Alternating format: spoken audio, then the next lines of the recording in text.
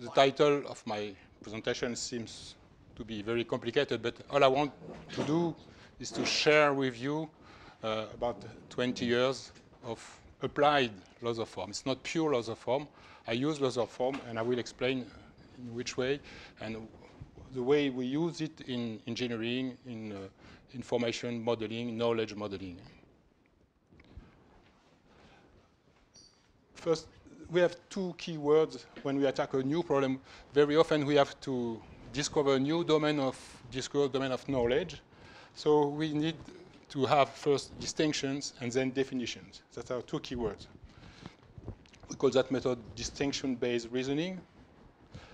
But the question is, this method it works, but we try to define that method upon itself.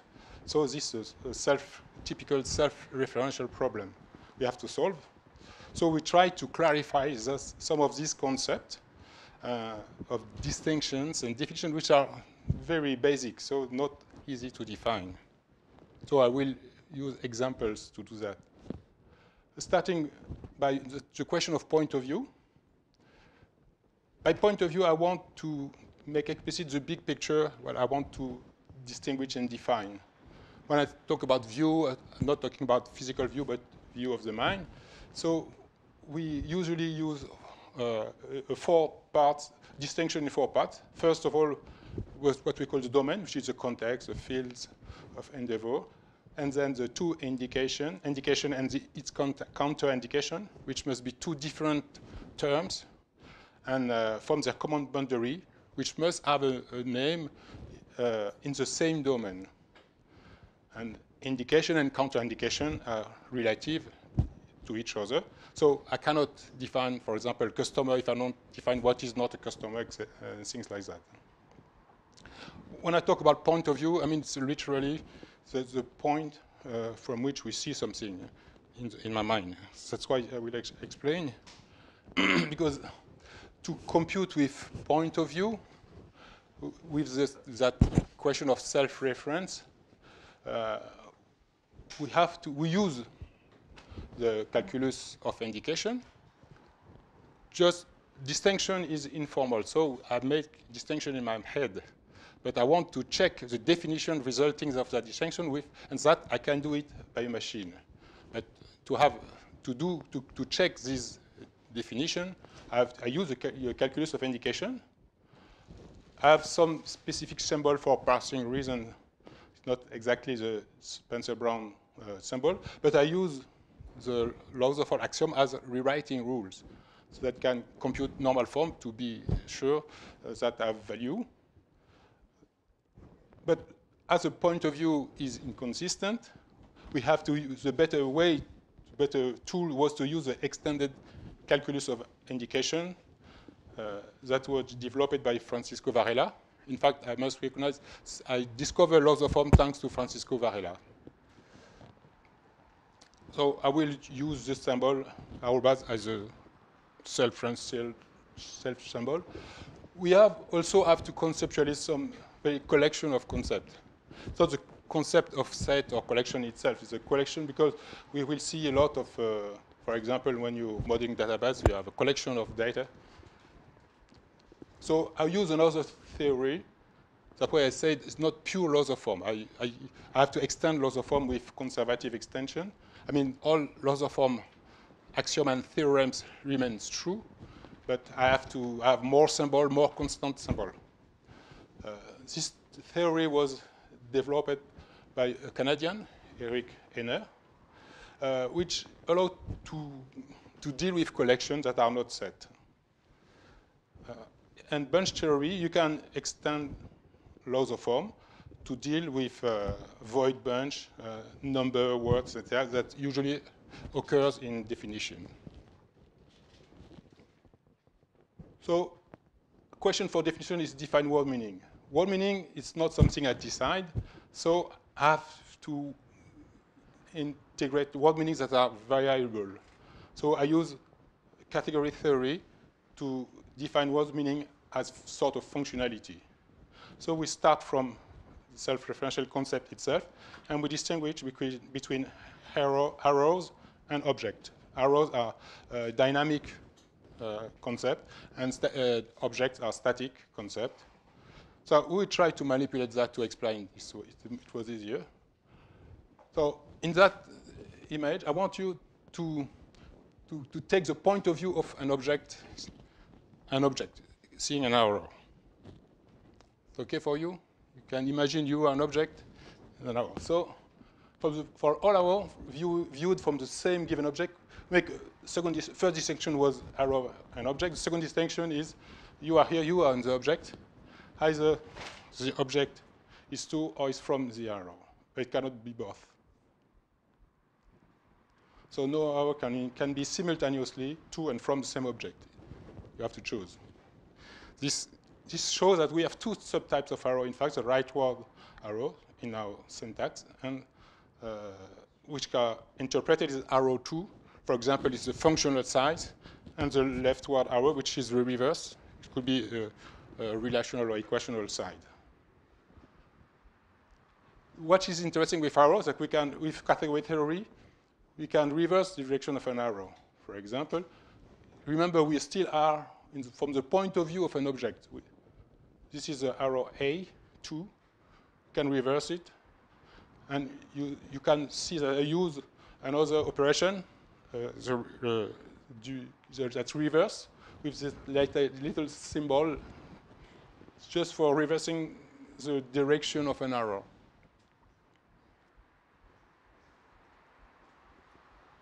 So by reuniting the two segments, I have duality, which can be defined by reuniting both arrow to and from, an arrow with a dual arrow. Let's have the reunite the two with a space operation. And now I have a B arrow from and to, and now I can reunite the two. What is interesting, it's now to change point of view. Now we have the arrow, and we reunited an arrow between two objects. If there is a from B and to D, we can reunite it and have an arrow, which is another object, an arrow between two objects. This is a new point of view. If from that point of view, now we change, we are an arrow between two objects, we can define what is the source and what is the target. And I have to change word. I cannot say to and from. I have to use. And usually mathematicians, when they define category, they start this way. They don't start from the beginning. So it's very difficult to understand what is duality. Now, thanks to laws of form, we can start from the beginning. And from that, we can define a way. For example, if you change the arrow A to a dual arrow, so you change without swapping the object. You just change the direction of the arrow, and now you can define a new duality, but from arrow to object. And that's what I call reciprocity. It's not to be confused with duality.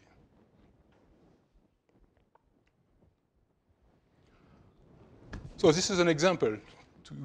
Have we used the distinction-based reasoning to clarify basic concept? These are mathematical concepts, but I use it in any business domain, in accounting, insurance, banking, and things like that. But now I can talk about duality, and I use distinction because distinction-based reasoning itself is a dual thinking, because I have to use the word distinction and as a conceptual in my head, and indication that is formal, but it's more reciprocity is not. I don't use duality of indication, for example. I think this is a really powerful tool for language semantic. I use it for lexical semantic, just semantic of word meaning, of words. And this opens a new subject. I will just show it. That if I use it to explain what's happened in my head, and maybe in your head when you try to change point of view, that's it.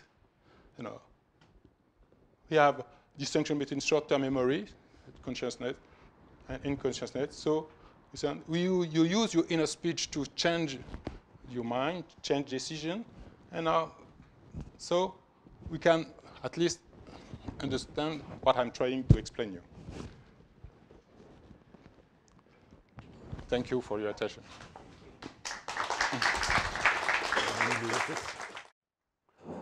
The title given on my talk is entirely inaccurate.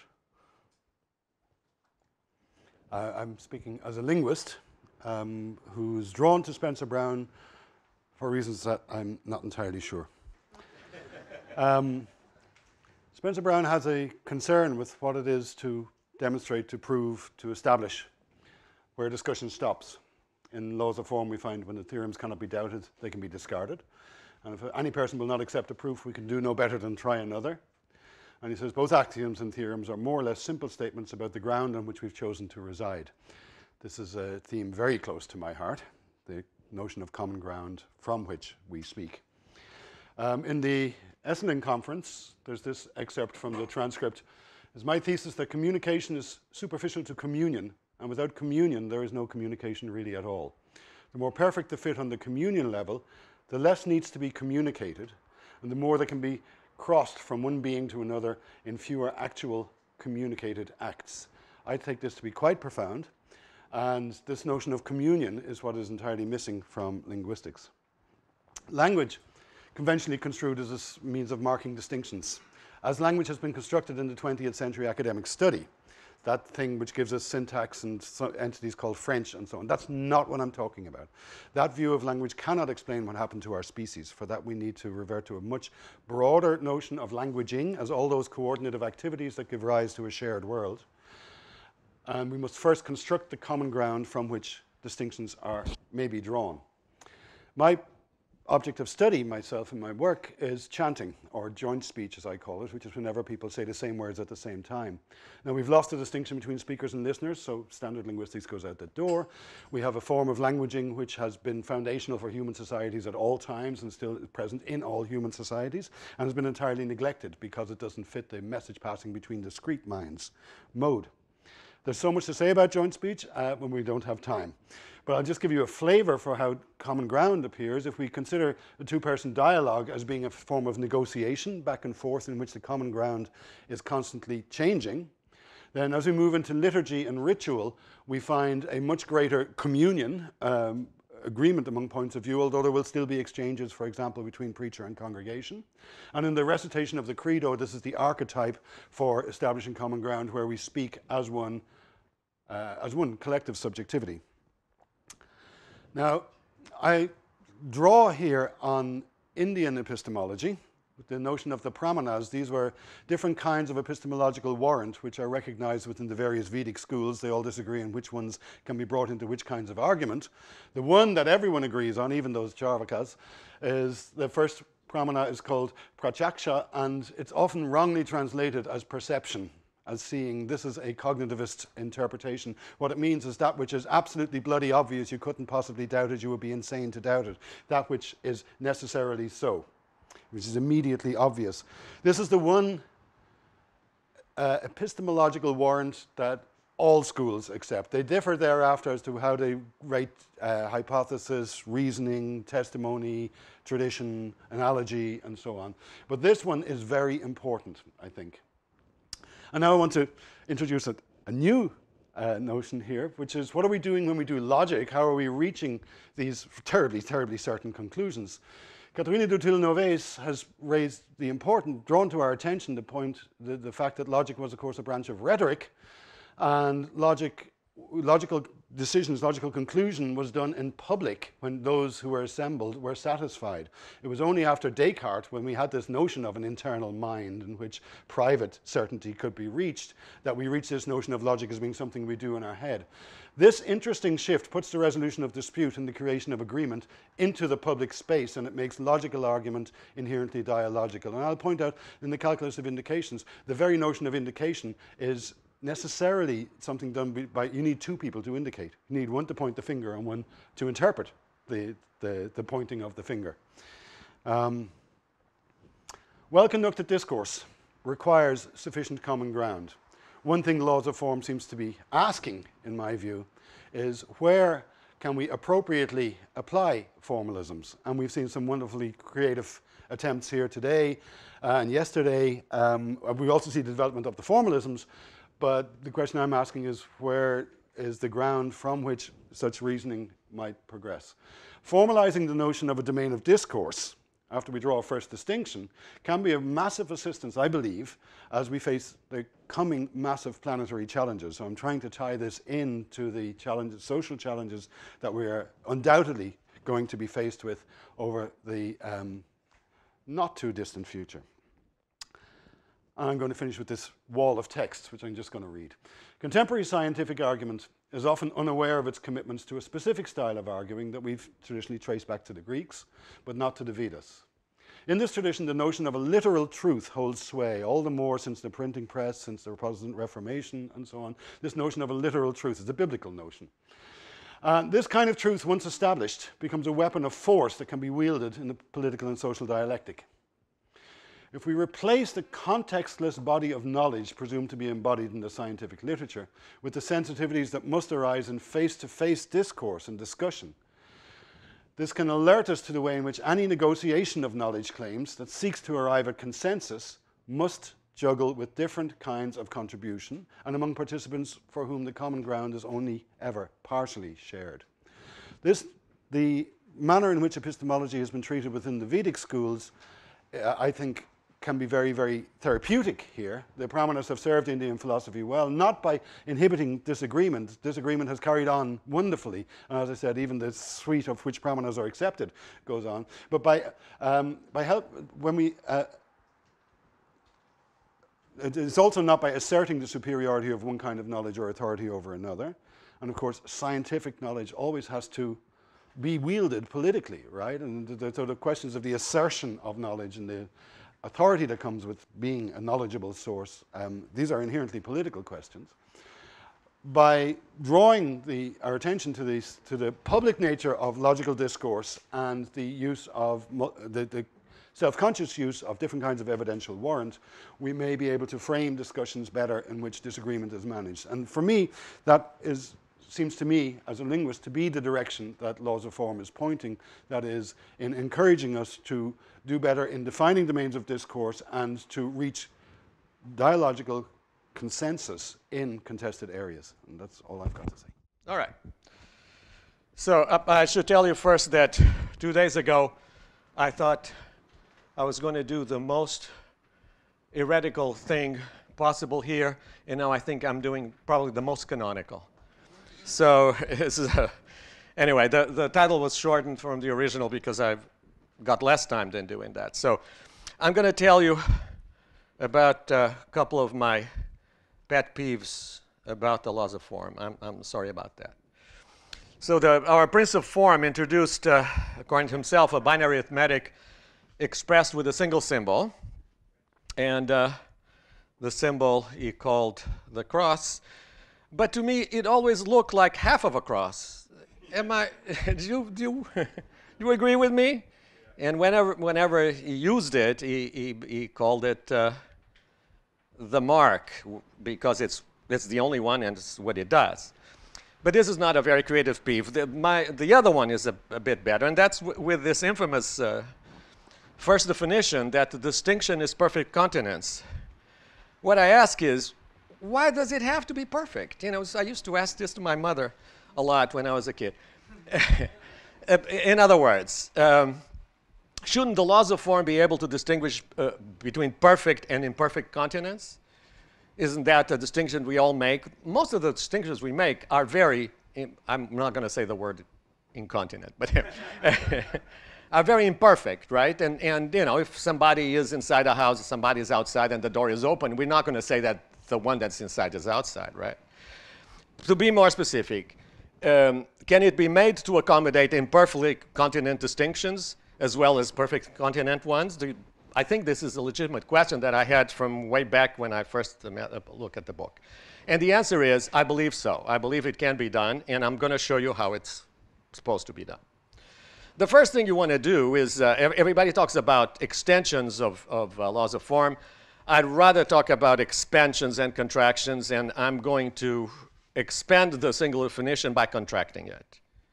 which is to take perfection away. All right, so what does this imply? What's the most obvious and intuitive implications of this?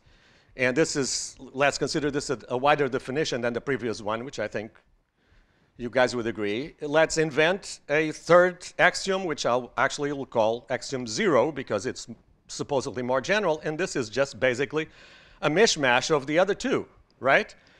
The value of calling across is the value of crossing a call. Why not? This, of course, means a third value. And you know, when I looked into this, the most obvious thing is to mishmash the other two values into something that, you know, you're going to think I'm going to call it the double cross. No, it isn't. No, or the Holy Cross, because I come from St. Croix or something like that. No, I call it the tangle. And of course, this is a bit heresy too, because it's used in mathematics and it's used in a branch of topology, close to Lewis Hart for sure. But the reason I call it the tangle is because the way, you know, I wanted to take this towards quantum mechanics in some way, and entanglement is something really peculiar to quantum mechanics and important. And when I use it, I'll call it the remark, right? I'll try to, at least if I don't get it mixed up. So go back to the primary arithmetic, and let's complete it by adding on a totally spurious axiom that's basically a fixed point, and we can even invent a name for it. And this, to me now, is how I would like to look at that stone that we're carving for that grave. I don't know. Or maybe for my grave. Let's hope not. So is it completely? Of course it's not completed, because this cannot be all, right? Because now we have two visible signs and one invisible one, so we have to know how they match, right? And so let's do that, and that's fairly easy. And this is something that will invoke, and then again, I'll go back to the infamous canons that Spencer Brown uses, but I'll change them into fugues, because the fugue is basically a canon that's slightly more amusing. So the first is your first rule, and you guys have to learn this because it's extremely easy, and you have to do some computations for me. The rule of disentanglement says that, simple as this, expressions that disentangle to an entangled value take that value. Those that do not remain they remain entangled, and we're going to use this rule to solve the first series of newer functions. Let me exemplify what we exactly have to do mentally. And this is very easy. You look anywhere this guy shows up, anywhere the tangle shows up, what you do is in your head you split it in the two possible splittings, right? So you move the one below this way or that way, and you see if you get the same result, that is the result. If you get a different one, you're still tangled, right? So this will work for a series of these forms. And these, I call them transitionals, and they have one of each of the mark and remark. So mark and remark, do it in your heads. What you say the result is. All right? This is the mark, of course, because either way you do it on that one, you get the same. The other way around, commutes, fine and dandy. Let's get one more difficult one, right? About this one, can you do it? This again disentangles the same way. Very well, it disentangles still to the mark. But now, this guy you will of course recognize as the infamous F3, remember? And this one does not disentangle. Remember F3? F3 is this infamous, the one thing that, the third value according to Spencer Brown, right? So this is only one series of them, because now we have three fugues. This is the second one, which I call prevalence of form. And this one is the more intuitive. Actually, it just says that totally tangled expressions take the value of totally unentangled ones of the same form. And this sounds weird, but totally tangled expressions feature only instances of the tangle, and totally unentangled one feature no instances of the tangle. Clear enough? So second order, we have 4 strokes. First one, and this is actually the most interesting one. Same form. What has the same form as this? The mark does, right? And this is where I break the infamous idempotency, right? Remember Varela? Remember Collins? Remember everybody else? Idempotency is gone. Right, next one. What's the form of this guy? That's the unmarked state. Can't be anything else, right? But there's one more guy, right? Remember, I put a placeholder, and this for this guy, because there is another space, right? You introduce one more symbol, you introduce one more space, right? There is something called tangled space, which lives inside the tangle. Now, the tangle, you will say, oh, it's not permeable, but I want to be imperfect, right? So this guy has the same value as the previous ones. You understand the use of it? Whoops. Finally, last fugue. Before you go on to the next slide, could you go back? Yeah. No, you went back too far, I think. Keep going. No, that's right. So in S1, each of the tangles could resolve into the unmarked state, right? No, they have to. They either, no, you can't really do them in parallel. You have to do them in all ways. A tangle can resolve to an unmarked state, right? It can. It can in the specific situations Yeah, that the rules follow. so if both of them resolve to an unmarked state, then it would be unmarked. And Now, so don't you think? No, it's the sum. It's all of the variations. It's all. If you mix all the variations, either you get always the same. That's the previous rule, right? That previous But rule. they're not always. They're not all the same. So then shouldn't it be tangled rather than marked? No. Shouldn't S1 be tangled actually? No, remember we're under the second fugue, right? The second fugue says the form prevails. So the sequentials are really the core of the secondary arithmetic, right? This is a prevalence of form. I guess I don't understand that No. statement. I thought your statement was that if there was no decision, if it could be more than one thing, then it would be tangled.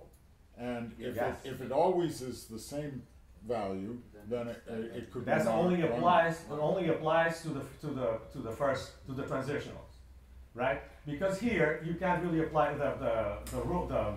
The disentanglement rule doesn't work because you have too many values. If you keep the reason I have 3 fugues is because they apply to 3 different sets of forms, of simple forms. So could you say in words rather than repeating that what the rule is that you're applying? The rule is that these 3 core sequentials, as I call them, are with that the core of the secondary algebra. They take the same form. So imperfect under these conditions, imperfect distinctions follow the form of the perfect ones. So the perfect, and you'll see because there's a third rule that impinges on this one. There's a third fugue, right? So now I've shown you that there is I'm some. only talking about S1. Yeah. S1 is 0. I'm breaking the independence rule willingly, right? So what I'm saying here is that. Well, what I do not understand is how you come to call it marked when it could just as well be unmarked. I build a canon to it. I build a fugue to force it. We'll discuss it later. Will you accept that? Yeah. All right. All right. So the last one, because if there is something like a tangled space, you can inhabit that tangled space. And this last rule just says that spaces which are not of the mark may be marked. Spaces which are not of the mark may be unmarked. Which are of the mark may be unmarked. And the same thing for spaces of the tangle, or spaces inhabited by a tangle. Basically what this says is that the form of perfectly continent distinctions prevails over the form of incontinent ones, of the imperfectly incontinent ones. All right? So the last set, which are 5 different forms, are this one that actually, in which the mark prevails over the tangled space. This other one in which you can already convert basically what the marks does is it marks the boundary, marks the border. This one, because you reduce it to J1, to J2, it gets to be unmarked. This other one, goes back to T3 that we used before the transitional. They, of course, do not commute, so this one goes back to T2, which is marked. And there's a final one, a final residual, which is, you do it, and finally unmarked, all right? So at this stage, the completion I'm talking about is not a completion of the whole arithmetic, but it is the completion of this arithmetic under these three rules that I more or less concocted. Okay? Now, this is about what I had to show you.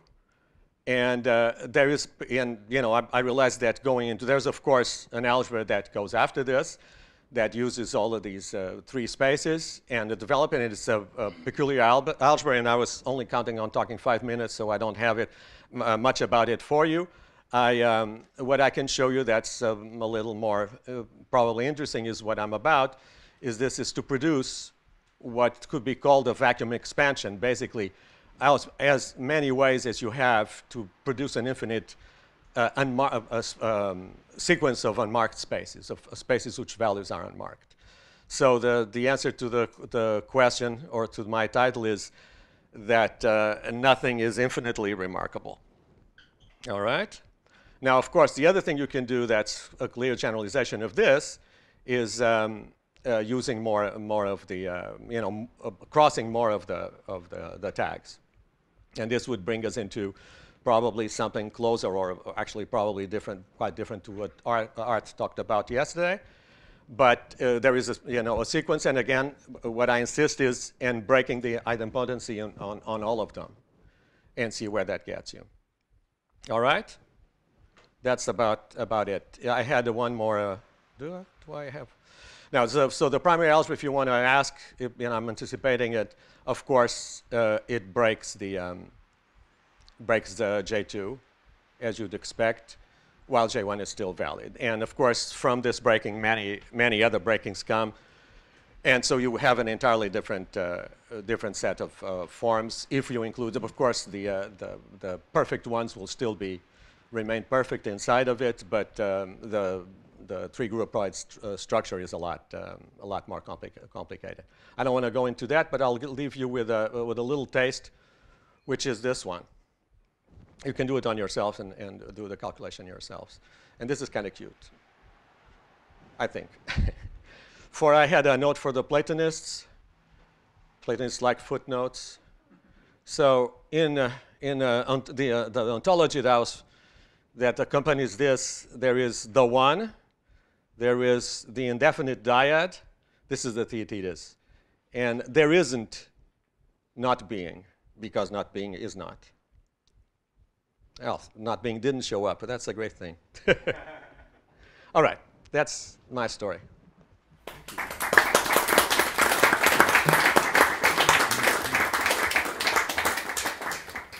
Oh, could we go back to, is it question time? Yes, it's question 15 time. minutes.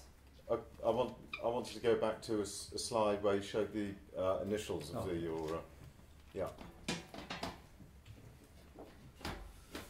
where you show that J2 is not valid. Mm-hmm.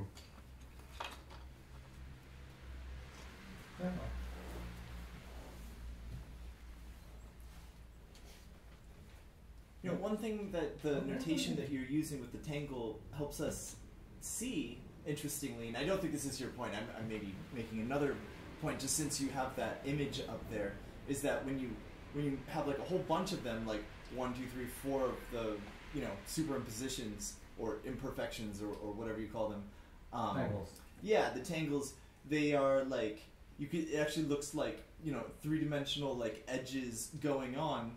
And I think the point of laws of form, when the distinction is perfect continents, is that all your edges are there. In fact, they're just so well economized, superimposed, that they all coincide, and it's just the one. Like, that's the first initial.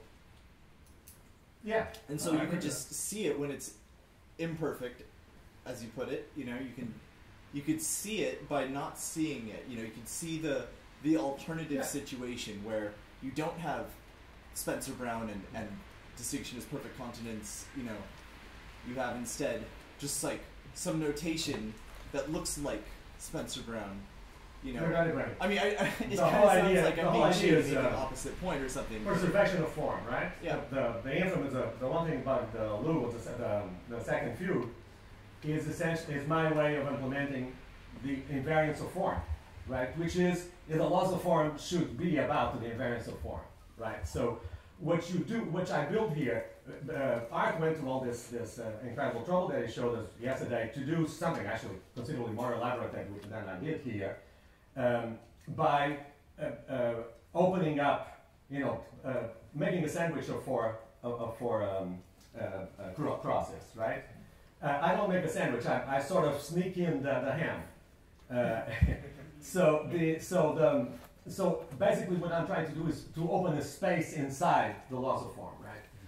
To dig out what is inside of it. And of course, the reason I do this is because what I'm trying to do with that little equation that causes problems is to introduce in practical terms in the sequentials, right? Come on, don't pick on me now.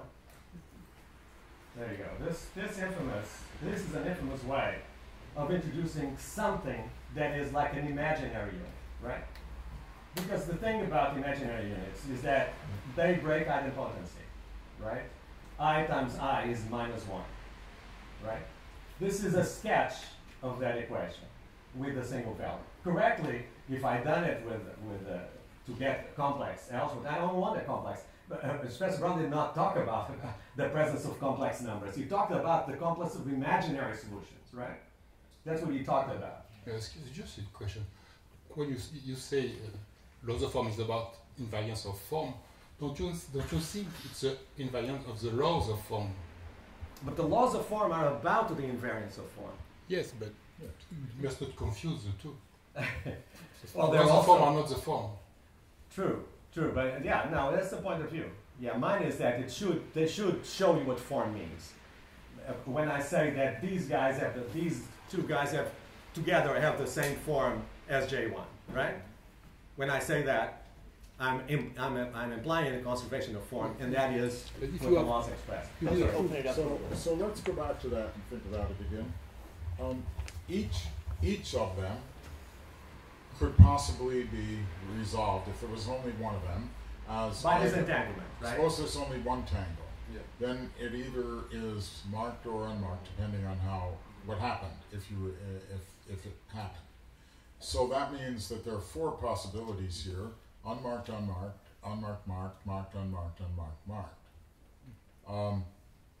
I want to understand why you would then decide that it actually represented marked rather than this collection of. No, I introduced the second rule, right, to the invariance of form, on purpose.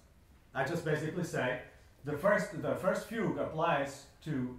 I can't deal with the terminology. I need you to tell me in simple words, without any terminology, why this interacts to produce the marked state. Because I just say so. No. Oh, that's fine. Yeah. Okay, that's without terminology. Yeah. I accept that. Fine. Yeah. Hey, okay. But then it would follow that the marked state is equal is equal to a tangled state. No. Because you could, using your earlier rules, you could have tangle gives you tangle, and now you have tangle gives you mark. So you could say tangle and mark. One thing I might not have made clear. Right. I did fugue and expressions because each fugue solves each set of expressions. Do you understand what I'm saying? They don't. I give up on the first one after the presence of one of each, and then I change the rule on it. I do this on purpose. I mean, the canons here or the fugues are ways. Are not exactly the same thing as canons in laws of form. They are ways of complementing it for me to extract from it what I want. Okay. Could we go to the frame, this slide where you show the initials of the primary algebra? Yeah, sorry. I've got a question. Secondary algebra. For the primary. I beg your pardon, the secondary algebra, yeah. Maybe after your remark, Graham, we can move on to opening it up for the others. Yeah, absolutely. You're moderator, Randy. So.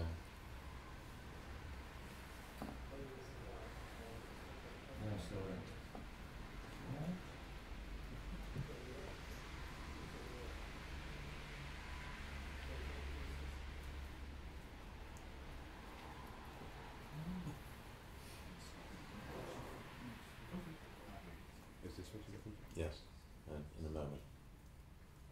Okay, so in J2 you're missing a cross over sigma rho in the first, on the left-hand side of the lower equation. You were totally right. Yeah, and you're missing a cross over the sigma on the My bad. right-hand side. So is that a typo or was that? That's a typo. That's okay. totally a typo. Okay. I'm sorry. Okay. I Right, just noticed this. I think we ought to throw the questions open now to the rest of the panel, if that's okay. We got one here for Fred. Yeah. Yeah, thank you for an interesting presentation. And what I was wondering is this type of truth that you simply accept that you presented. Where's a re-entry of that? How does it re-enter into communication? How can you talk about that it is simply there, it's simply a fact? Or Right. I couldn't resist, I'm sorry. If anybody asked me about re-entry, which I didn't talk to, so I figured I would stop it right there. Sorry. I'm going to wave my hands a little bit. I'm going to say that when we are assembled, wherever we are assembled, there is something that is indubitable. That context, however, exists within a larger context, of course. And so the certainty that we reach in a discussion needs then to be re-entered into the larger context that gave birth to us. So if we recite a credo, we may be absolutely assured in our belief. Nevertheless, we then have to go out in the world which is not so unified. I suspect that would be where re-entry comes in, but I'm really not sure. Actually, what's interesting about that, in phenomenology, in Husserlian phenomenology, Husserl has this thing called the principle of all principles. And what it is that what's given as phenomena, like this chair here, not necessarily the backside of it, but as it presents itself to me, has a certain absolute certainty, and by certain I mean a certain, like, so far as it is what it is, as it is, not like the Cartesian absolute certainty, but for phenomena. Husserl always works in the singular, so it has a certainty for you. But right now it actually has a certainty for both of us, which is something different from that certainty. He goes deeper, and it goes beyond my powers. But what is in my powers is that non-Husserlian phenomenology then has the more mystical, or even like Spencer Brownian kind of thing. But it's a more technical discussion. But it's just interesting because you're talking about the. I know that there are people who have applied, have compared phenomenology from Husserl with the Vedic stuff, and they probably have interfaced this issue. Yeah, I follow a lot of that literature. If we could just use this for you guys. Yeah. So as part of my grounding is in autopoietic approaches to cognition and mind and life approaches, Hans Jonas is perhaps particularly relevant here, because there does come a question about the grounding, the ultimate grounding of knowledge, which is at which point do you attribute identity and agency to a system. And for Jonas it's because it looks back at you, as it were, because you recognize yourself in there. So later phenomenology, I wouldn't call that mysticism quite, but there's always something missing in the assertion of absolute belief. And for some of them it grounds out. For Hans Jonas it grounds out in this self-recognition in the world. Merleau-Ponty does it differently, Heidegger does it differently. Yeah, thank you. I'll continue on. It's a special topic. Thank you. Maybe it's a remark to the second speaker. I forgot your name. I'm sorry. Fred. Fred. Yeah, I'm very thankful that you mentioned the dialogical tradition, and Katharina Dutil works a lot on it. And she adheres to, Lorenzen and Lorenz, to other dialogical constructivists. And you said in your talk that laws of form also enables you to think in the communitarian direction somehow. I would like to see it applied in that fashion. I wanted to say something, because Spencer Brown, of course, doesn't take care of dialogues at all. I mean, this is the other tradition. You could ask, well, is it rational at all to talk about distinctions in this way, in this pure way, this Wittgensteinian way, maybe? And you could say, no, it's not rational at all. You should always start with a concrete dialogue. It was interesting, in the first talk, I think on the first day, there was a list of these kind of self-aware assemblies that was made. It was churches, universities, conferences, and I looked at that and I started to think of chanting, of course, and I thought of Leao teaching laws of form and having people chant it together, and I thought of protest marches, and I thought of football stadiums, and I thought of all these situations in which there is a self-production. There's a self-production. So laws of form is only a seed, it's a means, it's a tool, but I see utility in applying it in order for our formalisms to garner consensus. It's a big pragmatist in orientation. Interstitial comment. In teaching laws of form, my experience has always been that if one, with the people you were teaching it to, read the first page of laws of form, then it would lead to all sorts of arguments, quite unpredictable, and so it generates a lot of dialogue. Then you can handle the dialogue however you care to. Yeah, maybe it's the event that's the first distinction. Laws of form is the first distinction. Fred, I felt great sympathy with your view, and now I realise that maybe because it's with your understanding of autopoiesis, and it's really great to speak to a linguist because I haven't in this area before. But for me, my Pentecostal moment with laws of form was really where I was in the Lockean Kantian sort of thing, phenomena, noumena, you know, there's my ideas about things and then things themselves, and then I took it back to a formalistic thing, which came back to realizing that, at least in French philosophy, but it was the sign was the element of knowledge. And so then I came to laws of form and realized that the element of knowledge is distinction, the element of communication is the sign. And so you can have knowledge without communicating it. And so I just wonder if you have a comment on that and with your notion of communion. Yes, our words are difficult. So language, for example, in my approach means something radically different from the conventional term.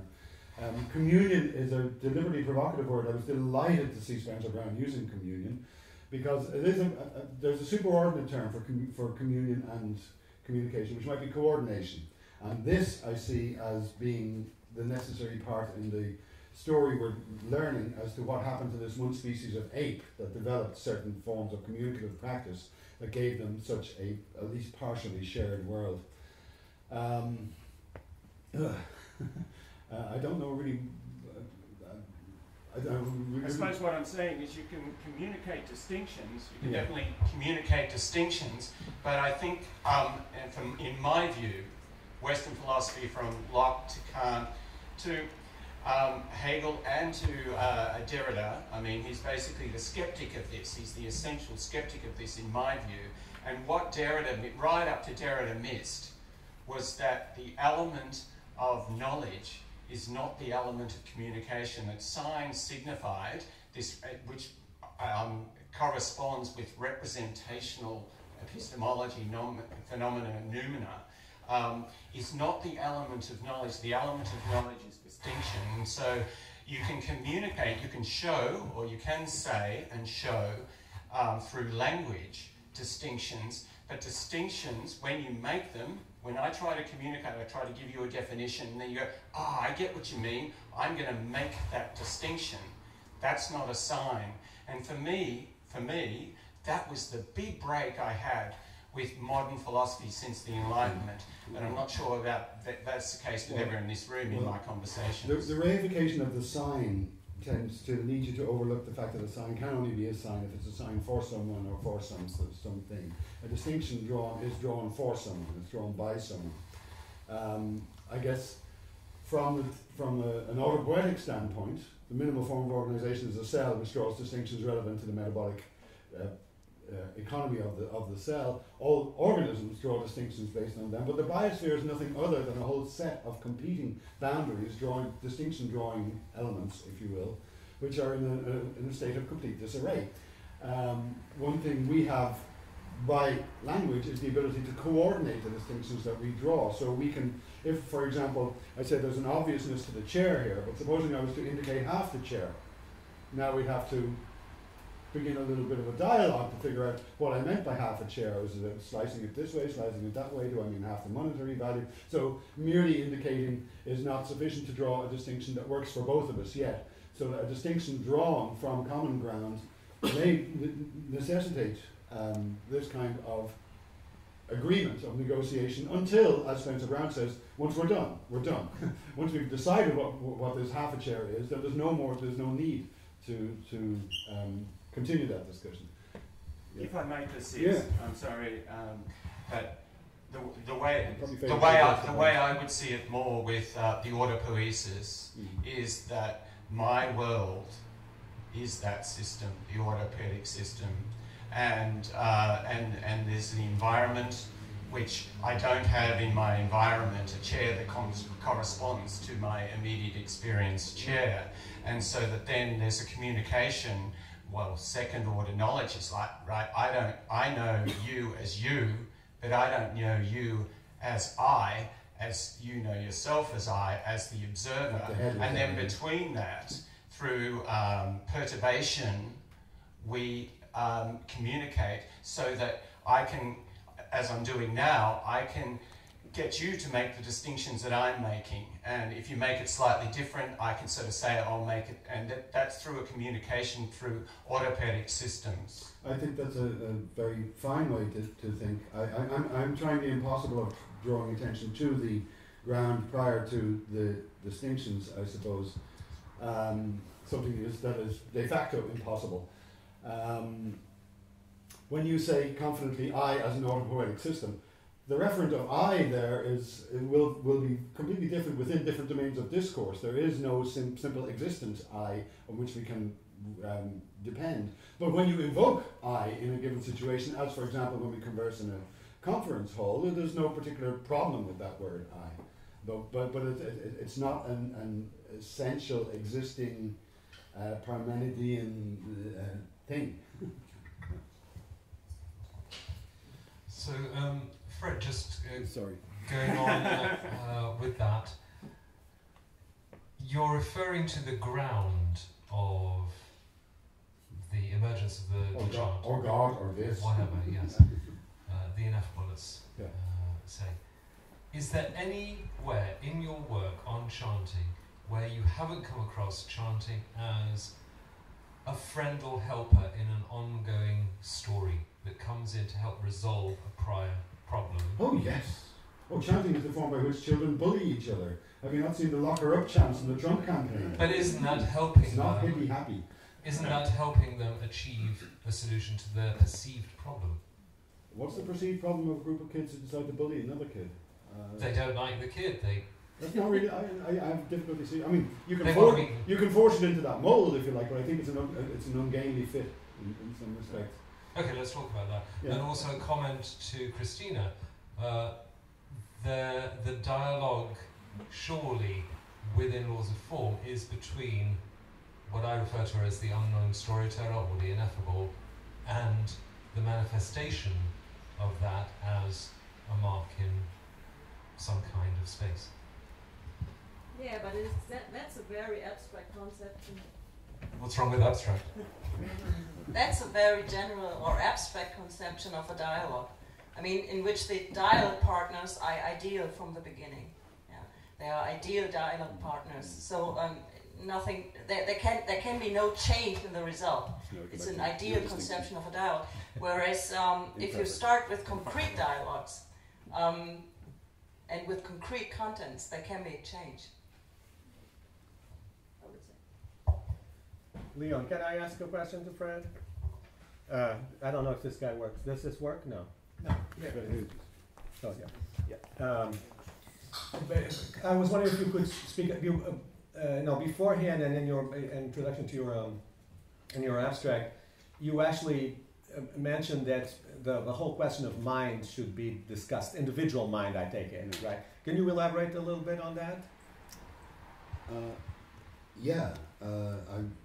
I come from an idiosyncratic position, and from where I'm standing, the notion of an individual mind is in any positivist sense is a mistake. As a posit within the domain of discourse, it's fine, but scientific psychology itself is an abomination. And once we cast the mind and ask how the mind works in positivist terms, we thereby bring into being an emasculated form of sociality, which in which those very real forces that shape us are now seen to be parasitic upon this construction.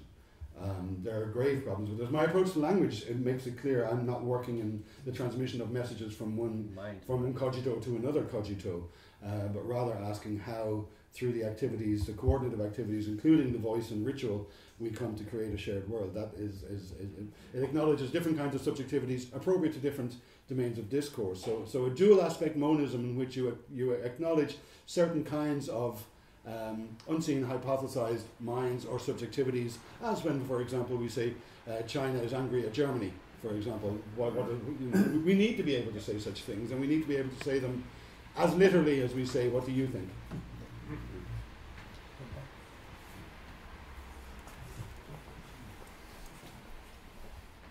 I actually wanted to share something with regards to communion and poetry, actually, and but with regards to bigger ensemble of puppeteers, that when you usually have larger sized puppets or heavier puppets with like 3 or more people who are on the same puppet, there is an unspoken sort of act of trying to find the breadth of the puppet and finding a common ground to agree. But this common ground is literally the object itself. And when you're not in communion, it's very apparent. You can see that it's not coherent. Like it doesn't see, like it's sort of not one. I think that's entirely familiar to anyone who's ever rowed a boat with other people as well. Yes. Or with 7 other people. Yes. No, but it's interesting with regards to chanting and but with regards to puppetry, it's about breath. Which is even not necessarily as what... Yeah, I don't try to police the boundaries of chant, but Sufi chanting goes into all kinds of forms of extended synchronized breathing, which are extremely effective as well. So I wouldn't like to draw a line around joint speech and say, I don't think it's a sharp distinction, it's merely a means of drawing our attention to those coordinative practices that give rise to a shared world. So I feel like I'm having it now. Well, a question to all 3 of you, and that is, one is about entanglement, or entangling and disentangling. The other one is about the place of the distinctions in regard to definitions, and the third one is the chanting, the plurality of people doing that. So, if I am about to learn a new chant, then I am really tangling and struggling because I don't know where this chant is going to go, because I don't know it. So one question is it really, can I use tanglement as a concept here? 2, where is the definition and distinction placed? And 3, is it really not just drawing a distinction, but what I showed yesterday, draw this distinction. So I'm actually, when I'm learning, you as my teacher or instructor or just performing will instruct me in what distinction I'm going to do. So how does this distinction move from you to me? It's a question of learning, actually. Right. Yeah. Just a bit a part of answer. I used to listen, for example, from an expert and try to find what kind of distinction he makes. So it's very interesting it's prior to define the very specialized word he used in his business, for example. But I have to listen first, and after I can help him. I cannot try to explain my own distinction. It's not the best way to share knowledge. Well, I'm not sure exactly what I can say about it. Anyway. A lot of my work on this, of course, was trying to capture this notion of entanglement, and I'm still at work on that, and it'll be a long way until I get it. There is a trend of behind. I mean, there's basically a notion today that entanglement is something really, really crucial to the whole quantum world. So the ideal would be to have the laws of quantum mechanics that we know expressed only in terms of entanglement. And first, it's difficult to grab the notion. It's been much more difficult to from that to raise a formalism. There are, of course, people that, and there's huge literature about this, that people that see in entanglement part of these pseudo-telepathic extensions of quantum mechanics. There's a lot of interest in that, and I don't want to throw it all out. I mean, some of it is genuine and interesting. Clearly, I actually think, if I can say something about what Fred talked about, I think instances or analogs of entanglement at the level of personal interactions that deserve the name of entanglement occur. And that have to do with things like tacit knowledge. That has to do with me going to ask you something and you already knowing what I'm going to ask you, right? Things like that happen so much continuously, and this is part of this building up of a mind between two people, between three people, or a person being of two minds, right? These terms that are folkloric to us, but that contain a grain of truth, right? And if I might address your question directly, I'll just point, so when we articulate joint speech as an object of inquiry, it's a very empirical focus. You go, well, where does it happen? Go around the world and just look, where do people do this? One of the, we mentioned most of the big domains, ritual, protest, sports. And the last really big domain was primary education, the world over. And in the Western society, we tend to have this rather problematic novel view of education as being preparation for life so you can go on and be all that you can be and go further and be the best and so on. That's not a universally shared view of education. In very many systems, education is a means by which you are brought up into the circle of the elders, and in such systems chanting is inevitably used in the madrasas around the world, in learning the Torah, in Buddhist sanghas. There are very many educational models that employ chanting not just for rote memorization, brainwashing. No, it's to bring you into the inside of the distinctions so that you now draw distinctions from the same ground as those who went before. It's a very valuable way to think about education as well. All right, well, thank you very much, Philippe, Fred, and Joao.